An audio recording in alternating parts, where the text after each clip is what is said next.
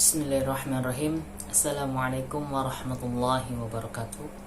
Kembali lagi di channel Akbar Al-Muqaddas. Ya, jadi untuk malam ini kita akan sedikit membahas tentang materi yang mana mungkin udah banyak dari kita mengetahui bahwasannya pernah suatu ketika Rasulullah SAW itu bersabda.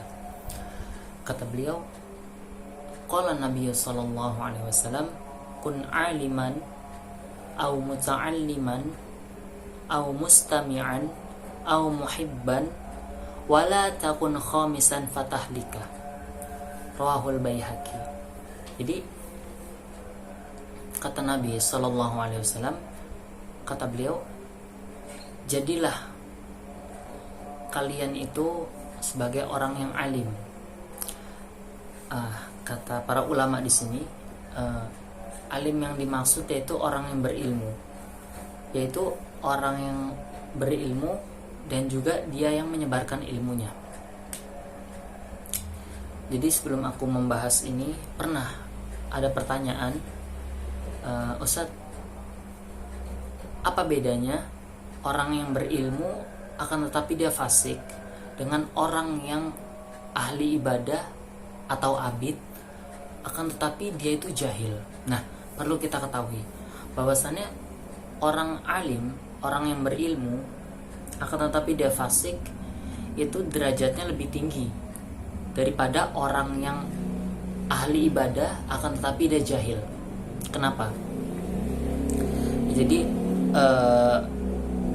orang yang berilmu, dia sudah mengetahui ilmunya, kemudian dia sudah menyebarkan ilmunya, dia sudah mengajarkan kepada muridnya, dia sudah mengajarkan kepada saudaranya, kepada tetangganya, kepada murid-muridnya, bahwasannya Islam itu seperti ini dan seperti ini. Dia menyebarluaskan syariat Islam. Akan tetapi dia itu memiliki kekurangan, yaitu tidak melaksanakan apa yang telah dia amalkan. Maka secara zahiriahnya ilmu dia itu sudah tersebar, dia itu bermanfaat. Akan tetapi dia itu tidak memakai ilmu itu untuk dirinya. Ibaratnya kalau lagi mati lampu di rumah, itu kita nyalain lilin. Nah, saat rumah itu mati lampu atau mati listrik, semuanya itu gelap. Bahkan kita melihat kanan kiri pun tidak tahu ini apa, gitu kan. Kita nggak bisa melihat ke arah lurus, ke arah samping dan lain sebagainya. Akan tetapi dengan lilin yang sudah kita nyalakan, itu dapat menerangi ruangan yang kita nggak bisa lihat, gitu. Nah, perlu kita ketahui bahwasannya lilin itu pada saat dibakar, semakin lama dia akan semakin habis dan dia mati. Nah, ibarat orang yang dia itu alim, yang dia berilmu dan sudah mengamalkan ilmunya kepada orang lain, dia itu akan tetapi dia itu tidak mengamalkan untuk dirinya sendiri. Dia itu ibarat lilin. Ya, jadi lilin itu ketika dinyalakan dia bermanfaat untuk orang lain, akan tetapi dia celaka untuk dirinya sendiri. Itulah orang alim yang fasik. Nah, adapun untuk orang yang abid atau ahli ibadah, kemudian dia jahil, perlu kita ketahui bahwasannya orang yang ahli ibadah tanpa dia belajar pun, hanya dia melihat saja, hanya dia mendengar saja, dia sudah bisa beribadah, gitu. Dengan syarat dia itu Islam dan kemudian dia itu berwudu sebelum melaksanakan sholat. Sekalipun ibadah atau sholat yang dilaksanakan sampai ratusan rakaat, bahkan ribuan rakaat, akan tetapi dia jahil, itu percuma. Iya, percuma. Kenapa percuma? Karena yang pertama, ibadah yang dilaksanakan itu untuk dirinya sendiri, bukan untuk orang lain. Yang kedua, dia itu jahil. Walaupun ibadahnya banyak, akan tetapi dia jahil. Jahil di sini diartikan sebagai dia itu pelaku maksiat, gitu kan? Pelaku maksiat. Dia ahlu ibadah, dia rajin ibadah, akan tetapi dia itu melakukan maksiat. itu sama aja menghapus setiap daripada amal-amalnya itu. Dan dia juga nggak bermanfaat buat orang lain gitu kan.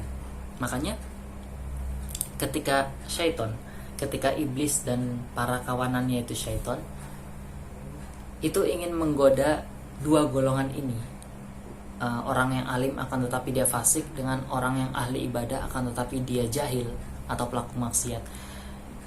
Syaitan itu lebih menang atau lebih berhasil ketika mengganggu orang yang ahli ibadah akan tetapi dia jahil.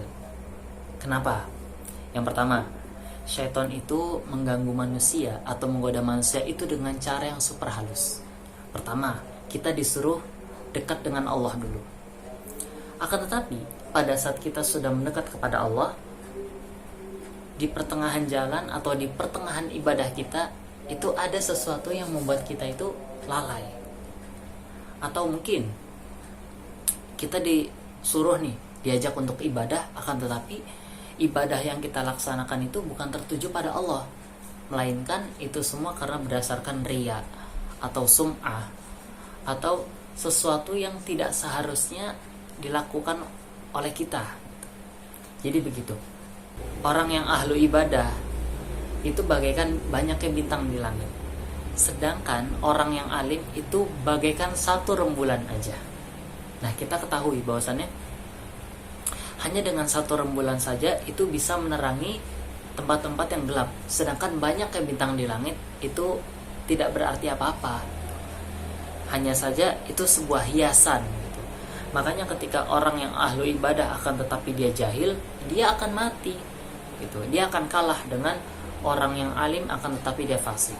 Akan tetapi bukan berarti di sini aku mengatakan bahwasannya kita tuh harus menjadi alim walaupun kita fasik. Enggak. Itu juga sesuatu yang tidak dibenarkan gitu. Nah, itu yang pertama. Keutamaan menjadi alim, menjadi orang yang alim gitu. Yaitu orang yang berilmu. Yang kedua kata Rasulullah, au muta'alliman, atau engkau itu sebagai pelajar atau engkau itu sebagai orang yang menuntut ilmu. Tuh. Kenapa? Di sini Rasulullah itu menuntun kita untuk menjadi seorang yang menuntut ilmu atau jika kita tidak bisa menjadi alim gitu. Karena kata Rasulullah SAW dalam hadisnya yang sahih, talabul ilmi faridatun ala kulli muslimin wa muslimat. Menuntut ilmu itu wajib bagi setiap muslim atau muslimat. Jadi nggak ada matinya, nggak ada habisnya. Berapapun umur kita, setelah kita balik pastinya, kita itu sudah diwajibkan dalam menuntut ilmu.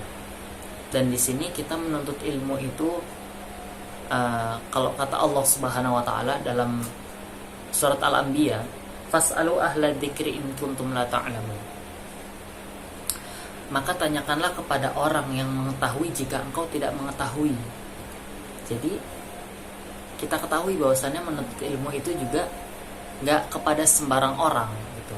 Di sini aku nggak mengatakan bahwasannya kita milih-milih nih sesama ustadz, akan tetapi ini ustadznya kayaknya belum terkenal, milih yang lebih terkenal lah. Nggak seperti itu. Selagi dia itu berdasarkan Al-Quran dan As-Sunnah, maka kita belajar kepada beliau.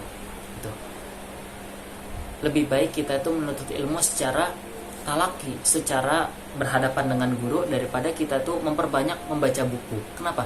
Karena orang yang rajin membaca buku itu pastinya akan ada pertanyaan yang terbesit di pikirannya.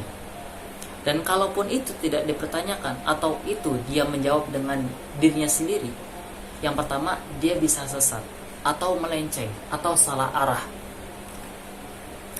Jangankan pada saat kita ibadah gitu kan, syaitan itu menggoda kita nggak hanya pada saat ibadah, pada saat kita menuntut ilmu, pada saat kita berbuat baik kepada orang dan lain sebagainya. Banyak jalan-jalan syaitan untuk menggoda manusia, karena memang itu sudah janjinya mereka yang mereka tetapkan kepada Allah gitu, untuk menggoda manusia.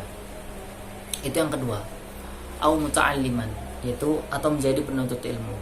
Yang ketiga, au mustami'an, atau sebagai pendengar Nah, kalau kita nggak bisa menjadi orang alim, kemudian kita nggak bisa menjadi penuntut ilmu, setidaknya kita menjadi pendengar. Masa iya menjadi pendengar aja susah gitu, tanpa harus kita menjadi seorang penuntut ilmu yang mesti menyediakan pulpen, mesti menyediakan buku, mesti menyediakan kesiapan kita dalam duduk lama-lama untuk fokus dalam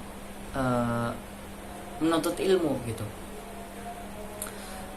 Ya, ini menjadi mustami'an atau menjadi pendengar ini dimanapun kita bisa lakukan, dimanapun kita bisa amalkan gitu, tanpa harus kita ke masjid bertemu dengan seorang guru atau pengajar yang dia sedang berceramah gitu.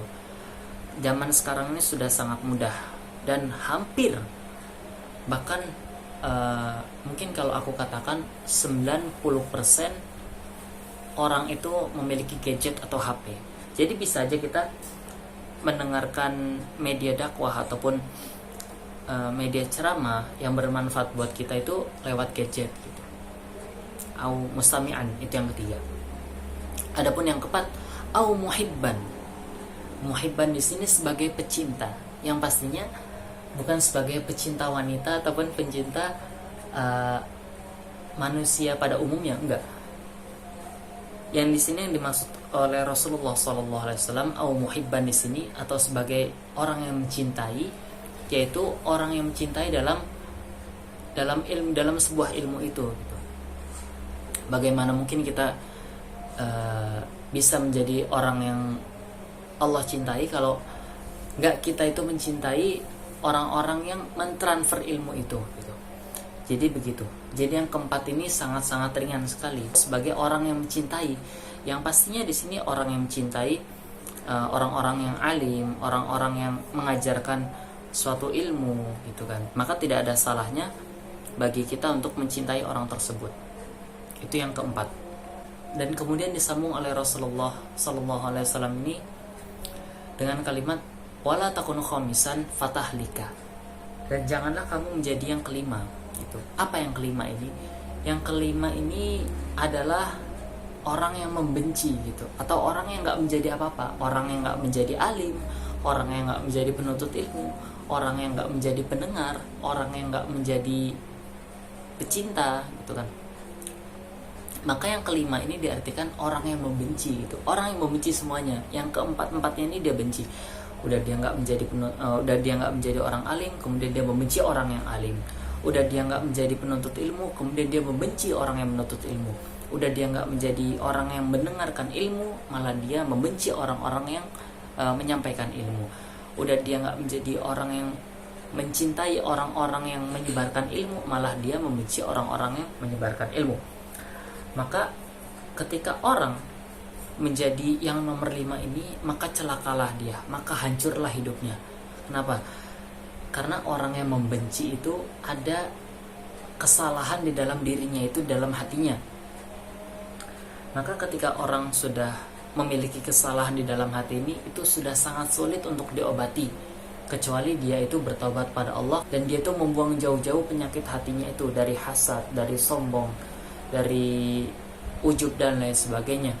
Jadi untuk penutupan, intisarinya yang bisa kita ambil adalah kalau kita nggak bisa menjadi orang yang alim, setidaknya kita menjadi orang yang belajar.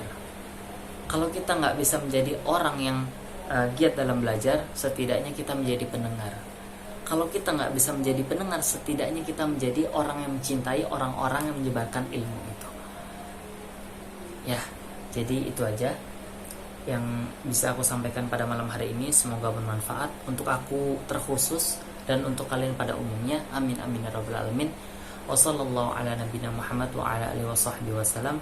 Subhanakallahumma bihamdika asyhadu an la ilaha illa anta astaghfiruka wa atubu ilaik. Assalamualaikum warahmatullahi wabarakatuh.